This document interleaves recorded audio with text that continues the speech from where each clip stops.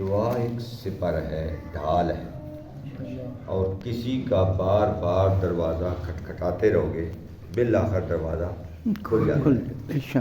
تو بارگاہ خداوندی کی بارگاہ میں بار بار حاضر ہونے سے، بار بار التماس کرنے سے وہ 70 ماؤں سے زیادہ پیار کرتا ہے۔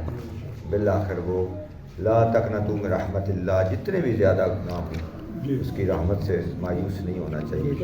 کسی وقت بھی اس کی رحمت جوش میں آتی ہے، انسان دروازہ کھل جاتا ہے، انسان بخشا جا سکتا ہے۔ تو دعا کا دامن نہیں چھوڑنا چاہیے، اور دعا بہت بڑا اسلحہ ہے مومن کے لیے، جس سے اپنا وہ دفاع کرتا ہے۔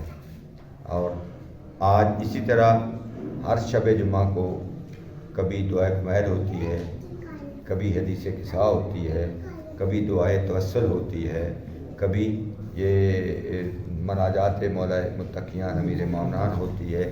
یعنی ہر شب جمعہ کو مختلف قسم کی ایک ہی دعا کو نہیں پڑھا جاتا، مختلف دعائیں جو ہیں اس کا تذکرہ کیا جاتا ہے، اور لوگوں کو، بچوں کو اویئرنیس دی جاتی ہے تاکہ ہمیں پتہ چلے کہ آج شب جمعہ ہے، آج دعا کی قبولیت کی رات ہے، دعا کی قبولیت کی گھڑیاں ہیں۔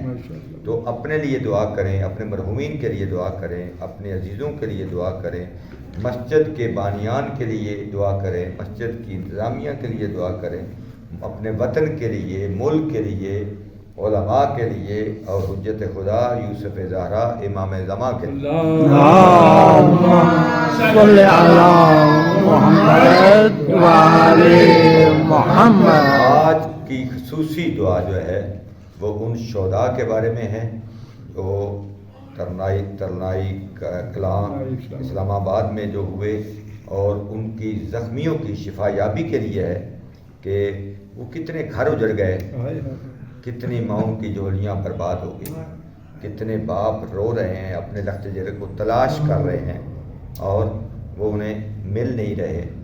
وہ ماں، میں نے چند دن پہلے D P O D C کی میٹنگ تھی، چند 2-4 دن پہلے کی بات، تو میں جب وہاں حاضر ہوا تو انہوں نے فاتحہ پڑھا، ہمارے ساتھ افسوس کیا۔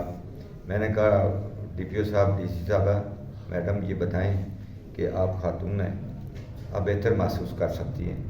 وہ چھوٹا سا معصوم بچہ جس کا نام علی اصغر ہے، نام بھی علی اصغر ہے بھی معصوم، 5 سال کے لگ بھگ ہے یا اس کے، تو وہ جس ماں نے اسے تیار کر کے صاف لباس پہن کے جمعہ کے لیے بھیجا ہے، تو گھنٹے بعد اس کی لاش کے ٹکڑے ملے، وہ ماں کیسے زندہ رہ سکتی؟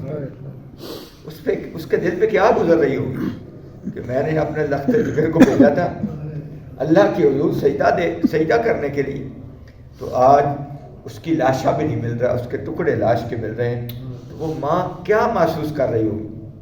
کیا وہ تڑپ نہیں ہوئی؟ تو وہ جتنے لوگ تھے وہ سب کی آنکھوں میں آنسو آ گئے۔ ظالم کا کوئی مذہب نہیں ہوتا، ہم کہتے ہیں ظالم۔ ابھی میں تھانے سے ہو کے آ رہا ہوں، ابھی نماز سے پہلے میٹنگ ہی تھی، تو کہا کہ یہ جب بھی دہشت گرد کا مذہب نہیں ہوتا، جب بھی دہشت گرد کا مذہب تو نہیں ہوتا، لیکن جب دہشت گردی کرتا ہے تو شکار شیعہ ہوتے ہیں،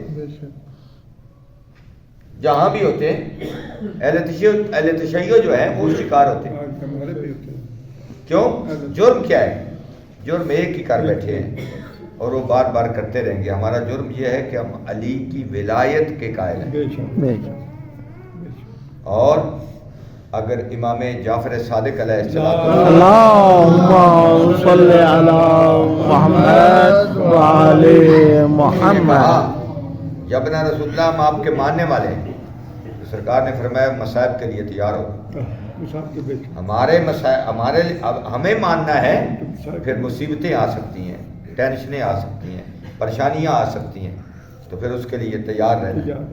تو ہمیں اس بات سے کوئی خوف نہیں ہے، اندیشہ نہیں ہے کہ ہمارے بندے شہید ہوئے، لیکن یہ تو خوف ہے، یہ تو ہماری التجا ہے کہ کم از کم جو ہمارے بندے زخمی ہیں، جو ہمارے بندے شہید ہو چکے ہیں، ہمیں انصاف تو ملنا چاہیے اپنے ملک میں، ہمیں انصاف تو ملنا چاہیے۔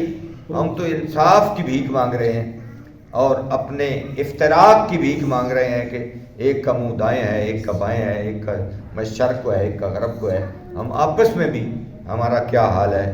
اتنا بڑا ظلم ہوا، اتنا بڑا ظلم ہوا، ماؤں کی گودیں اجڑ گئی، بہنوں کے سہاگ ختم ہو گئے.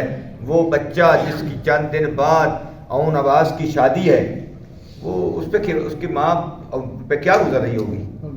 وہ سیرا گانا یا جو بھی وہ لے کے وہ رو رہی ہوگی، کیا گزر رہی ہوگی. وہ اتنا جرت مند، اتنا بہادر کہ جس نے ایک تاریخ رقم کر دی، سجدہ چھوڑ کے اور سینکڑوں جانیں بچا لی، اپنی جان کا نذرانہ پیش کر دیا. یعنی اس کو سلوٹ ہے، اس کو آفرین ہے، اس کو شاباش ہے، اس کو سلام ہے کہ اس نے اپنی جان کا نذرانہ اپنی لاش کے ٹکڑے کرانے پسند کر لیے، لیکن مومنین کی جانوں کو بچا دیا. کتنے مومنین کی جانیں بچ گئی. تو کیا گزر رہی ہوگی اس کی ماں پہ، کیا اس کی بہن کے اوپر کیا گزر رہی ہوگی. اور یہ تو ہمیں بتایا نا 32 32 31 وہ 100 سے زیادہ لاشیں. ابھی جو آئے دن آج 2 اور فوت ہو گئے، آج ایک فوت ہو گیا، آج بیٹا فوت ہو گیا، کل باپ فوت ہوا تھا. کیا ہم تو انصاف کی بھیک مانگتے ہیں. انصاف ہونا چاہیے، عدل ہونا چاہیے، اور ان قاتلوں کو کیفر گردار تک پہنچنا چاہیے، اور ہمیں اتحاد یگانگت کی فضا کو اپنے اندر قائم کرنا چاہیے.